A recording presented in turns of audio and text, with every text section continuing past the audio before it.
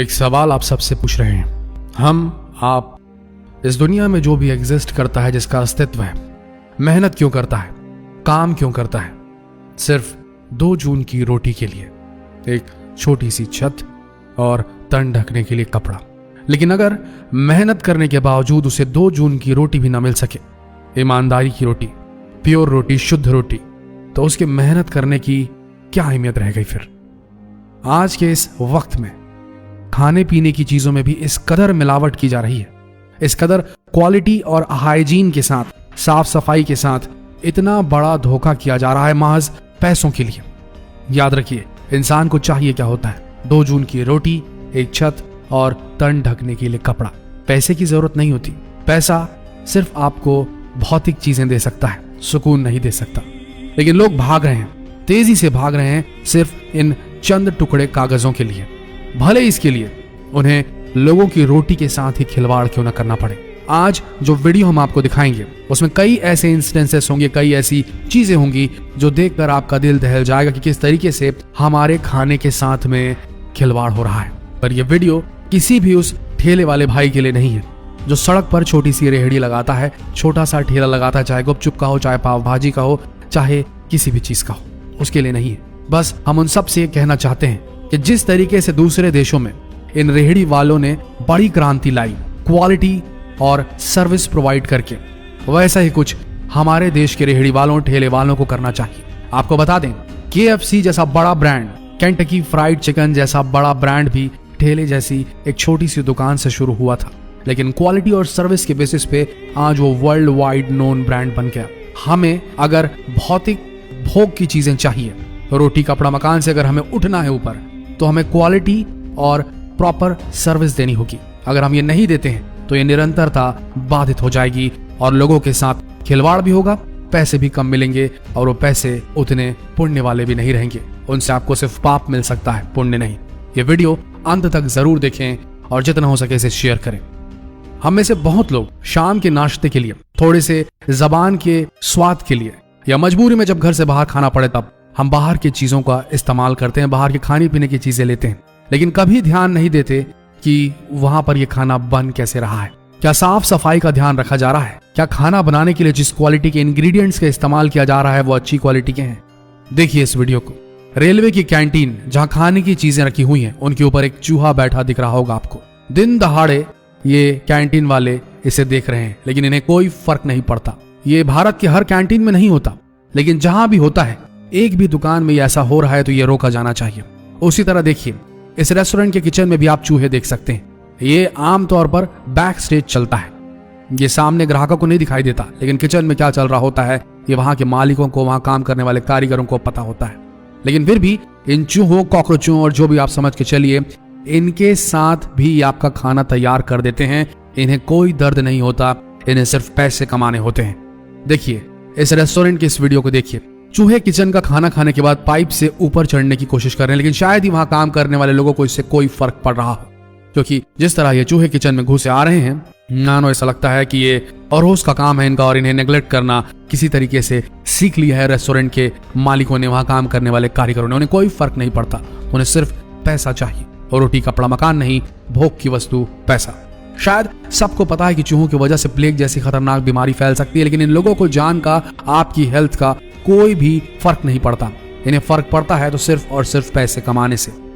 हालांकि दुनिया में और हमारे भारत में कुछ ऐसे रेस्टोरेंट्स भी होते हैं जो साफ सफाई का ध्यान रखते हैं। इस वीडियो में आप देखिए किस तरीके से ग्लास की सफाई की जा रही है। इसने उसी बाल्टी में पानी में डुबा कर निकाल दिया उस ग्लास को, लेकिन इसे कौन देखने आएगा? टेबल पर बैठा कस्टमर तो कभी भी अंदर जाकर देखने नहीं आएगा। साफ सफाई का बिल्कुल ध्यान नहीं रखा जा रहा है। इस वीडियो में आप देख सकते हैं ग्लास को साफ करने के लिए उसने सामने रखी कढ़ाई से पानी उठाकर उसी पानी से ग्लास को साफ कर दिया।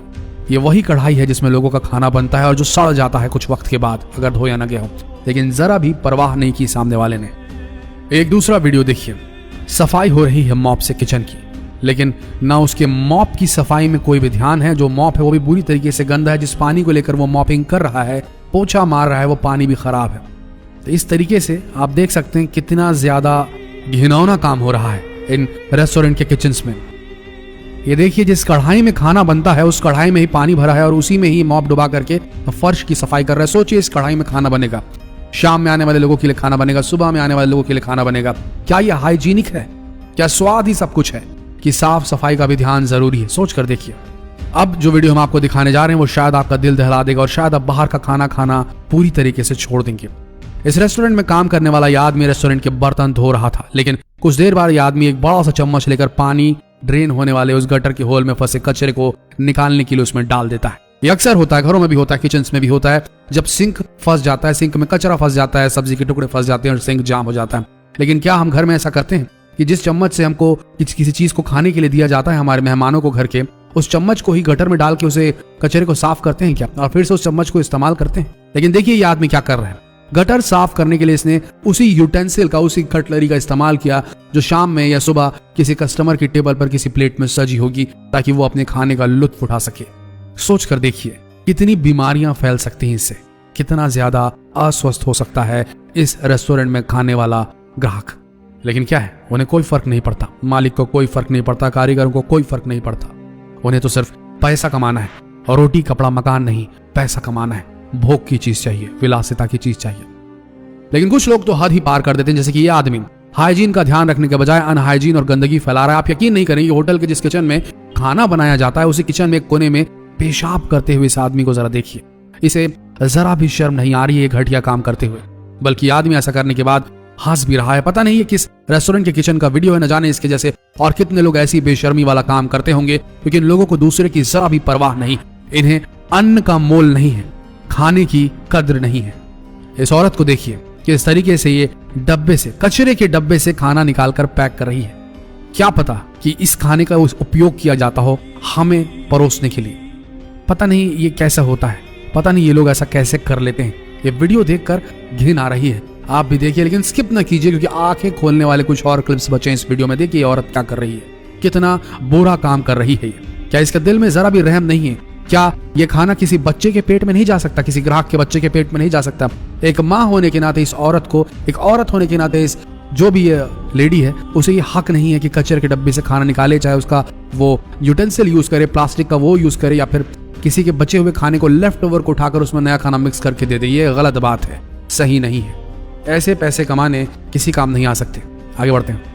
लोग सोचते हैं कि हरी सब्जियां खाना, फल खाना सेहत के लिए बहुत अच्छा होता है, विटामिन मिलते हैं, मिनरल्स मिलते हैं, बॉडी के लिए अच्छा होता है, लेकिन इनमें भी मिलावट करनी शुरू हो चुकी है चंद टुकड़े पैसों के लिए। सेब अच्छा दिखे इसके लिए इसके ऊपर वैक्स लगाया जाता है, सब्जियां हरी भरी दिखें, ताजी दिखाई दिए, इसके ऊपर रंग चढ़ा दिए जाते हैं, इंजेक्शन लगा के चीजों को मीठा किया जा रहा है। क्या ये स्वास्थ्य के लिए अच्छा है? क्या इसी तरीके से पैसे कमाने सही है? क्या पैसा रोटी कपड़ा और मकान से ज्यादा महत्वपूर्ण हो गया हम सबके लिए? क्या भोग विलासिता बेसिक नीड से ऊपर पहुंच चुकी हम सबके लिए? अब आप जो वीडियो देख रहे हैं उसमें ये औरत रास्ते में बहुत हुई गंदे पानी में सब्जियां धो रही है, जिसके बाद अगर इन सब्जियों को खाना जाए तो हेल्थ बनने के बजाय खराब हो जाएगी। अलग अलग खानों की बात हो और चाइना का नाम ना आए, ऐसा तो हो ही नहीं सकता। चाइना में लोग अलग अलग और अजीब तरह की चीजें खाते हैं, शायद ही दुनिया में कहीं और खाई जाती हूँ ऐसी चीजें। इनकी सच्चाई आपने कई वीडियोस में देखी होंगी। ये लोग कहां कहां के खाने खाते हैं, इसे आप सोच भी नहीं सकते।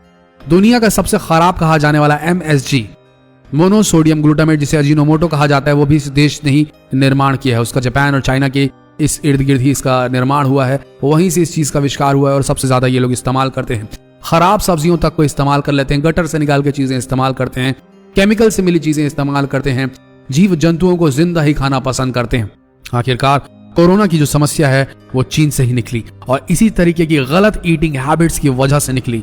प्रकृति ने मौका पाकर इंसान को खत्म करना शुरू किया कोरोना के माध्यम से, इन्हीं गलत ईटिंग हैबिट्स और इन्हीं गलत पैसे कमाने की तकनीकों की वजह से। फिलहाल भारत में तो कोई भी ऐसा गटर ऑयल ऑर्गेनाइजेशन नहीं है, लेकिन इन मामलों में यहाँ के लोग भी कुछ कम नहीं। कई तरह की चीजें जैसे वड़ा पाव या समोसा बनाने के लिए ऑयल का इस्तेमाल करते हैं, न उसे कई महीनों तक इस्तेमाल करते रहते हैं, जिससे वो बिल्कुल ही तार की तरह बन जाता है। लेकिन हम लोग इनकी बनाई हुई चीजों को बड़े मजे से खाते हैं। अगली बार जब आप किसी दुकान या ठेले पर समोसे या वड़ा पाव खाने जाएं, तब वहां पर इस्तेमाल किए जाने वाले तेल की क्वालिटी को एक बार जरूर देख लें। हम जो पानी पूरी या गोलगप्पे खाते हैं, वो गोलगप्पे किस तरीके से बनते हैं अगर आप देख लेंगे तो आपके रोंगटे खड़े हो जाएंगे। ये गोलगप्पे जो पूरियां होती हैं, उन्हें पैरों से रौंद कर आटे के ऊपर खड़े होकर गूंथा जाता है। हमारे भारत में एक परंपरा है, पैर में अन्न पड़ जाए तो उसे चूम कर खा लिया जाता है या उसे बचा लिया जाता है, किसी तरीके से पैर में ना आए। लेकिन इस आदमी को देखिए, इस शख्स को देखिए जो पैरों से आटा गूंथ रहा है। क्या ये इंसान देशद्रोही नहीं कहलाना चाहिए? जिसे भारतीय परंपराओं की बिल्कुल भी कदर नहीं है, जो अन्न का इस तरीके से अपमान कर रहा है, क्या इसे सजा नहीं होनी चाहिए? क्या बोलते हैं आप? कमेंट कर जरूर बताएं और इस वीडियो को जितना हो सके शेयर करें, लोगों की आंखें खोलें। और खुद ग्राहक को जागरूक होना पड़ेगा। अगर उसे सही सर्विस, सही क्वालिटी के प्रोडक्ट चाहिए तो खासकर खाने पीने के, ग्राहक को जागरूक होना पड़ेगा। जो अवेलेबल है वो ना खाएं, हमारी सलाह है। प्लीज सुने इसे गौर से। जो उपलब्ध है उसे ना खाएं, चुने, अपना चुनाव करें और ये संदेश भेजें कि अब हम कचरा नहीं खाने वाले, अब हमें हाइजीन चाहिए। अगर ग्राहक ये अपने आप में संकल्प लेते हैं, जिसमें स्कूली बच्चों से लेकर कॉलेज के लोगों तक लेकर यंगस्टर्स से लेकर के जो ओल्ड एज लोग हैं, सबके सब शामिल अगर ये करना शुरू कर दें तो ये रेहड़ी वाले, ये ठेले वाले, ये रेस्टोरेंट वाले ये गलती करना बंद कर देंगे। दोस्तों, ये हम पर है कि हम अपने कमाए, अपने मेहनत के पैसों को किस तरीके से इस्तेमाल करें। तो ध्यान रखिए, स्वाद के लिए नहीं, चमक दमक के लिए नहीं, हाइजीन, साफ सफाई और क्वालिटी ऑफ सर्विस के लिए जाएं। जितना हो सके इस वीडियो को देश भर में फैलाएं, शेयर करें। मिलते हैं अगले ज्ञानप्रद वीडियो में, तब तक के लिए हमारे इस पेज के साथ बने रहने के लिए आप सबका धन्यवाद।